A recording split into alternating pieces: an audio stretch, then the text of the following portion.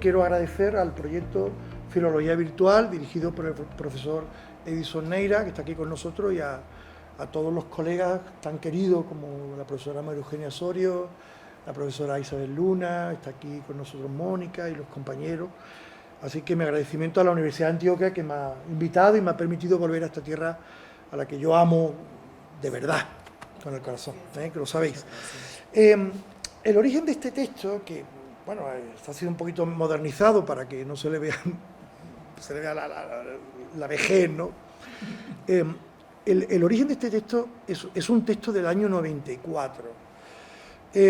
Yo estaba terminando la tesis doctoral, ¿no? Yo me doctoré en el 95 con una tesis sobre el otoño del patriarca y el mundo clásico que había manejado García Márquez, que ahora lo voy a utilizar aquí, ¿no? Y por alguna razón que no recuerdo nunca, tuve que leer Crónica de una muerte anunciada.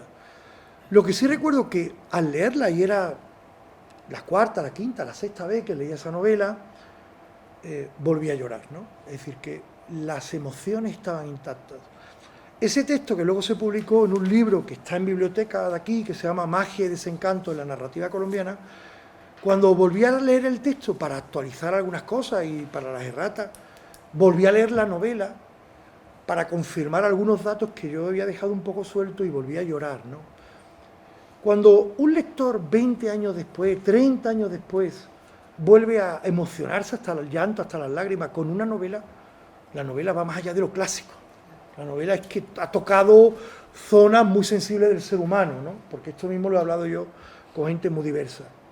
Pero ahí, en esa lectura, se produjo lo que los griegos llamaban la serendipia y que ha dado en el lenguaje popular español, ha dado la palabra chiripa. Yo tuve un descubrimiento de chiripa por el azar.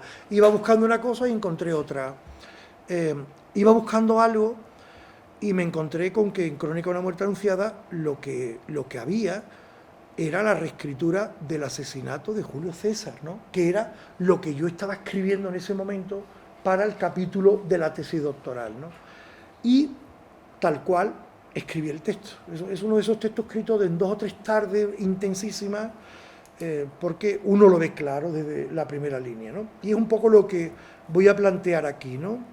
El mundo clásico en Crónica de una muerte anunciada, de Julio César a Santiago Nazar. Gabriel García Márquez. Voy a quitar la gafa.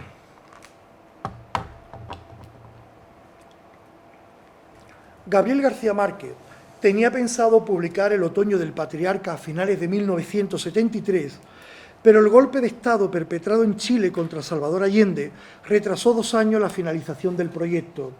El episodio del asalto al Palacio de la Moneda, considerado como uno de los más trágicos de la historia reciente del continente americano, sirvió para que García Márquez reescribiera buena parte de su novela, cambiando temas y argumentos y dando además una nueva perspectiva al dictador mitológico de América Latina.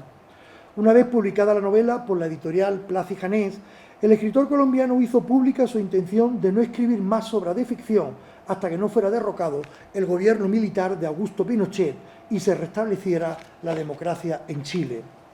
Afortunadamente, García Márquez no llegó a cumplir su promesa, ya que en 1981 se publicó una de las obras más logradas de su producción novelística, Crónica de una muerte anunciada. La historia, construida con los métodos de la investigación periodística y presentada con el formato de la novela policíaca, cuenta las últimas horas en la vida de Santiago Nazar, antes de ser atrozmente asesinado por los gemelos Pedro y Pablo Vicario. Crónica de una muerte anunciada es una obra absolutamente original en la presentación de su trama argumental. Desde un principio conocemos el desenlace de la conspiración familiar, los autores del asesinato, los móviles que indujeron a los gemelos a cebarse con Santiago Nazar, la hora, el lugar y los testigos del sangriento episodio, ¿no? El día en que mataron a Santiago Nazar, el obispo llegó a las 5 de la mañana, es decir, que desde la primera línea está formulado la tragedia que ha ocurrido. La trama, montada en torno a una especie de sacrificio ritual, recoge un arquetipo fundamental en la conciencia mítica, el ajusticiamiento de un extranjero para expiar las culpas y los males de todo un pueblo. Ahora bien, si conocemos tantos datos sobre el crimen, ¿Se puede seguir hablando de novela policíaca? ¿Es una historia abierta? ¿Quedan elementos por desvelar? ¿Siguió García Márquez algún modelo literario o histórico para seleccionar y elaborar el propio material de la vida 32 años después de que se cometiera el crimen? Cada uno de estos interrogantes debe ser contestado teniendo siempre muy presente la labor de documentación rigurosa e impecable que desarrolla en cada una de sus obras de ficción, así como sus propias fijaciones literarias con modelos y personajes procedentes de la historia.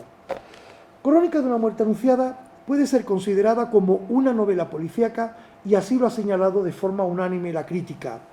En primer lugar, hay que tener en cuenta que las técnicas características del relato policíaco tienen una enorme similitud con los métodos empleados en la investigación periodística. No en vano, García Márquez ejerció esta profesión durante más de 50 años. En segundo lugar, él mismo confesó en una entrevista concedida a Ernesto González Bermejo, cuando ya tenía preparada buena parte del Otoño del Patriarca, que quería, cito, hacer otra cosa, reportajes novelados. Dice, un poco a la manera de lo que ha hecho Truman Capote, pero menos preparado y efectista. Lo mío será tomar un hecho real y dar toda una historia, una mitología, las gentes. No hay que olvidar que la novela A Sangre Fría del escritor norteamericano es todo un clásico del género policíaco. Finalmente, el enfoque original y novedoso que da su obra, desvelando desde un principio todo aquello que supuestamente es esencial en la reconstrucción del crimen, y en ese sentido no es original porque ya lo había hecho Sábato en El túnel, bastará decir que soy Juan Pablo Castel, el pintor que mató a María Iribarne, le permite perseguir otras verdades que son, en definitiva, las que sustentan la tensión dramática de la crónica. Sin embargo, estas verdades menores, que de alguna forma quedan en el limbo de la investigación, solo pueden ser sacadas a la luz por medio de la especulación y la interpretación del llamado lector infábula, como lo llamó Umberto Eco. Son verdades que permanecen ocultas, tal y como quiso su principal protagonista, Ángela Vicario, y hacen de esta novela, por paradójico que resulte, una obra abierta a pesar de su condición de relato policíaco. En consecuencia, nunca llegamos a saber quién fue el verdadero autor de la deshonra de Ángela Vicario, las circunstancias, lugar y fecha en las que vivió su romance, las razones que le llevaron a señalar con el dedo de la muerte al joven Santiago Nazar y por qué nadie impidió que se consumara una venganza absurda y truculenta que hasta los propios gemelos deseaban evitar.